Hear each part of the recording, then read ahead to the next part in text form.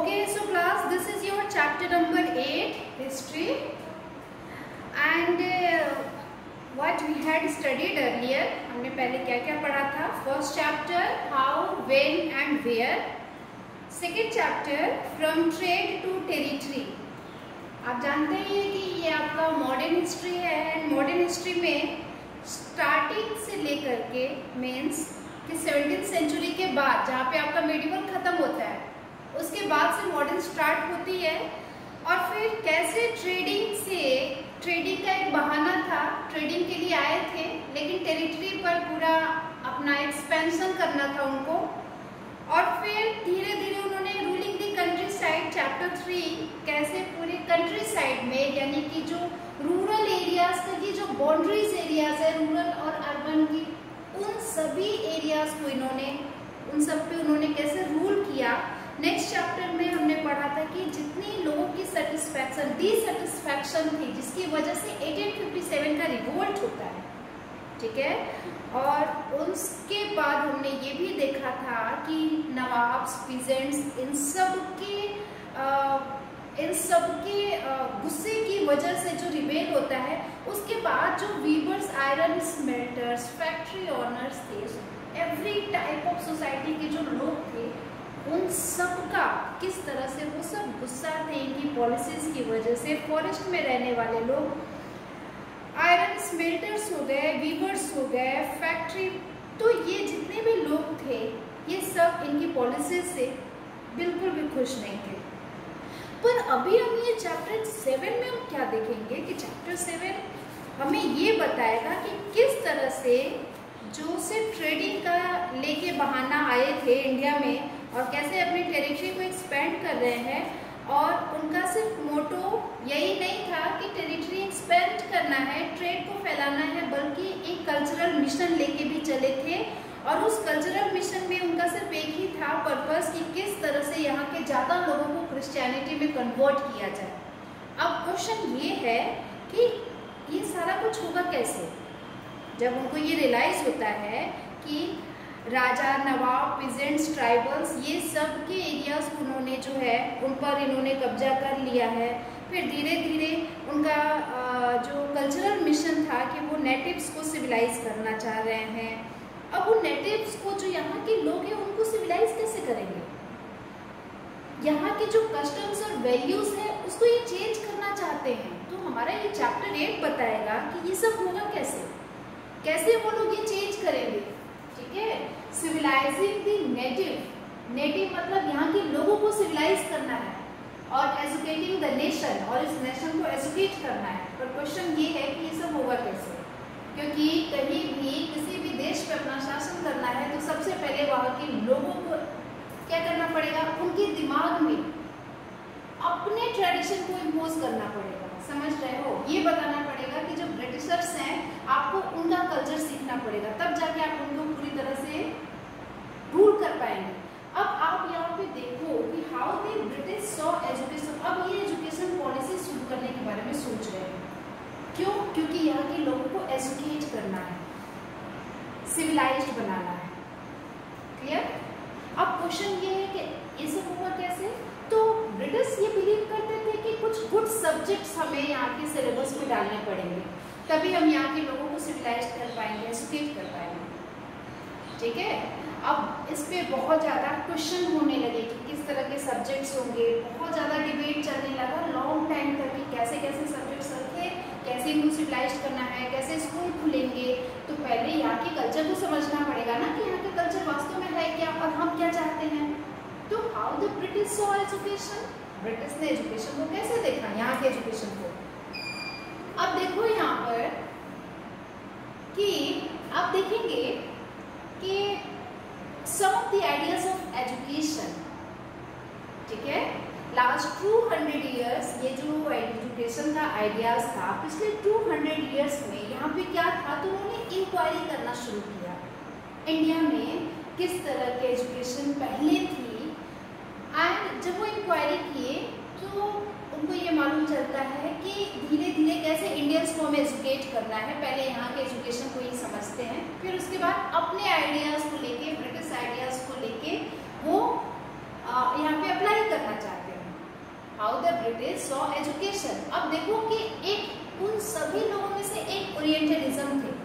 ये ओरिएंटलिज्म कौन है?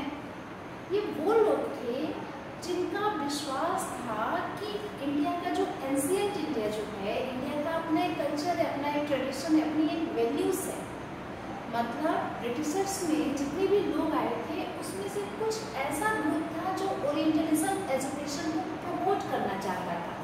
अब ये कैसा एजुकेशन है? तो 1783 में एक विलियम जोन्स नाम के एक पर्सन है और वो कलकत्ता में जाते हैं। वहाँ की सुप्रीम कोर्ट में एक जूनियर जज के रूप में अपॉइंट होते हैं। आपको पता ही है कि ब्रिटिश ने सुप्रीम कोर्ट सबसे पहले 1773 का जो एक्ट था उसके हिसाब से कलकत्ता में एक सुप्रीम कोर्ट इन्होंने स्टैब्लिश किया था, ठीक है, अपने इंडिया में। उसे ब्रिटिशर्स के द्वारा स्टार्ट किया गया था, ठीक है। अब क्या होता है कि विलियम जोन्स जो थे ये क्या करते हैं कि एक तो ये जूनियर जज थे, दूसरी चीज लॉ के एक्सपर्ट थे, लिंग्विस्ट थे। लिंग्विस्ट उनको कहते हैं जिनको बहुत सारी नॉलेज लैंग्वेजेस आती हैं। अब इनको ग्रीक, लैटिन ये लैंग्वेजेस आती थी, क्लियर, फ्रेंच, इंग्लिश। उसके बाद ये तो उनकी लैंग्वेज हो गई, ब्रिटिशर्स की यूरोपियन लैंग्वेज हो गई। इसके अलावा अब इंडिया में आए तो इंडिया की लैंग्वेज को सीखना पड़ेगा क्योंकि यहाँ के लोगों को एजुकेट करना है। कैसे सीखेंगे?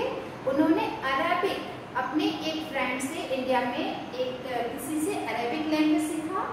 नंबर 2 पर्शियन लैंग्वेज सीखा। अब कहोगे कि मैम ये अरेबिक और पर्शियन लैंग्वेज कहाँ से आ गया बीच में? तो आपको पता ही है इसके पहले मेडिवल इंडिया था। मेडिवल इंडिया में मुगल्स पीरियड चल रहा था। मुगल्स पीरियड की लैंग्वेज क्या थी? एडमिनिस्ट्रेशन की।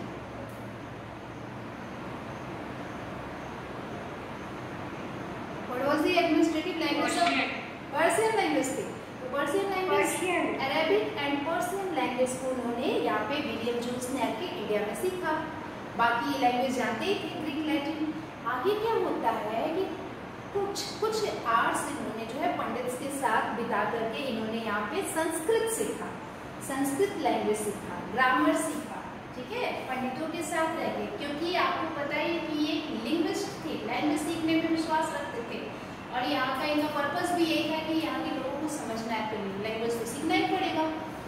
और फिर धीरे धीरे वो यहाँ के एंशिएंट इंडियन टेक्स्ट को, यहाँ की लॉ को, फिलॉसफी को, रिलीजन, पॉलिटिक्स, मोरालिटी, ये सारे सब्जेक्ट्स के बारे में इंडिया का पढ़ना शुरू किया, ठीक है। विलियम जोन्स नाम का एक इंसान आया कलकत्ता में, सुप्रीम कोर्ट में जूनियर जज के रूप में आया था, लिंग्विस्ट था, लॉ का एक्सपर्ट था। जब यहाँ आया तो उसको देखना पड़ा कि यहाँ के लोगों के बारे में हमें समझना है, तो यहाँ की लैंग्वेज सीखा, अरेबियन, पर्शियन, और फिर संस्कृत सीखा पंडितों के साथ में रह के। और उसके बाद एंशिएंट इंडियन टेक्स्ट में जो सब्जेक्ट्स लिखे होते थे, लॉ, फिलॉसफी, जो इंडिया के थे, उसको पढ़ना शुरू किया। और जब उसने पढ़ा तो उसने डिस्कवर किया, क्या उसको पता चला कि his interest were shared by many British officers. बहुत सारे लोग जो ऐसे विलियम जोन्स से इस पे डिस्कवरी नहीं कर रहा था, और भी बाकी ब्रिटिश ऑफिसर्स जो थे कलकत्ता में रह करके अपना इंटरेस्ट दिखा रहे थे एंशिएंट इंडिया के टेक्स्ट को पढ़ने में, clear. For the example Henry Thomas Colebrooke, Halhed, ये दूसरे थे, ठीक है। इंग्लिश में like Thomas Colebrooke, Nathaniel Halhed, ये दूसरे थे। ये लोग बिजी थे discovering the ancient Indian heritage. अब ये लोग भी एंशिएंट इंडियन को, यहाँ के हेरिटेज को डिस्कवर करना शुरू कर दिया, क्लियर। और यही लोग कहलाए orientalist. This word is very important, orientalism, या जो ये ढूंढ रहा था वो ओरिएंटलिस्ट कहलाए। वो ब्रिटिश ऑफिसर्स जो एंशिएंट इंडियन टेक्स्ट में अपनी स्टडीज करने में इंटरेस्ट दिखाए, वो ओरिएंटलिस्ट कहलाए। अब धीरे धीरे ये यहाँ के मास्टरी, यहाँ की इंडियन लैंग्वेजेस में मास्टरी हासिल कर ली और यहाँ की लैंग्वेजेस को संस्कृत और पर्शियन का जो यहाँ की बुक लिखी होती थी उसको इन्होंने इंग्लिश में ट्रांसलेट किया। और फिर यहाँ पे एक सोसाइटी को एस्टैब्लिश किया जिसका नाम था एशियाटिक सोसाइटी ऑफ बंगाल। ये तीनों मिल थे। और फिर उस सोसाइटी के बाद वहाँ पे एक जर्नल भी स्टार्ट कर दी जिसमें वो रोज अपने रिसर्च पेपर लिखते थे यहाँ की कल्चर के बारे में, ठीक है, और उस जर्नल का नाम था एशियाटिक रिसर्च। क्लियर? यहाँ तक क्लियर हुआ? आगे आते हैं। अच्छा, अभी तक तो स्टडी कर ली और यहाँ की चीजों को पढ़ना शुरू किया ये तीन लोगों ने। फिर क्या होता है? Jones and Colebrooke came to represent a particular attitude।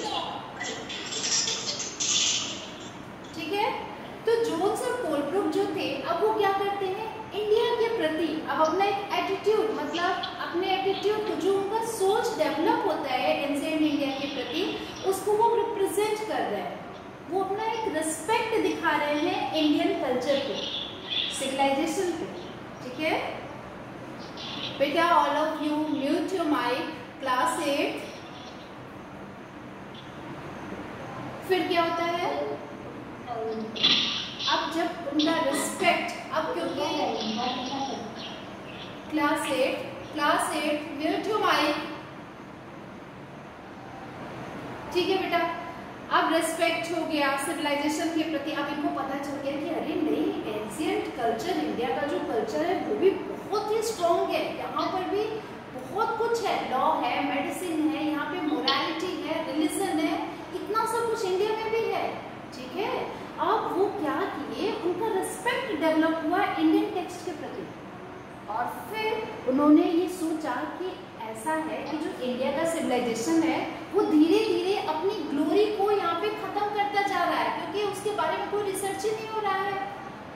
तो इसीलिए इंडिया को समझने के लिए ये जरूरी है कि यहाँ की जो लीगल टेक्स्ट बुक्स हैं और जो सेक्रेड बुक्स हैं, जो यहाँ की पर्टिकुलर रिलीजियस बुक्स हैं, उसको क्या किया जाए, उसको वापस से शुरू किया जाए, पढ़ना शुरू किया जाए।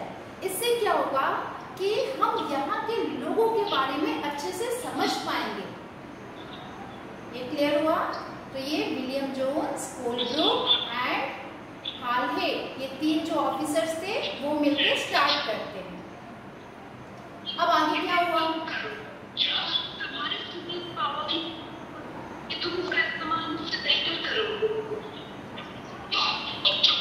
Class 8, just mute your mic everyone।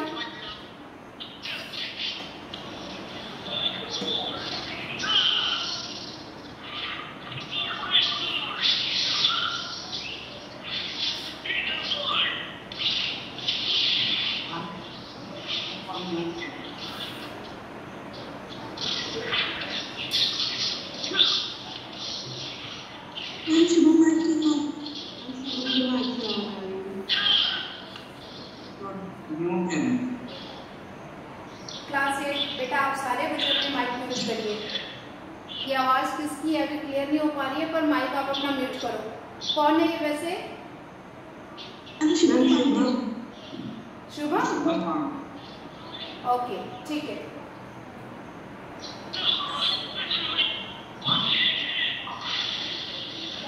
फिर क्या होता है कि जब ये तीनों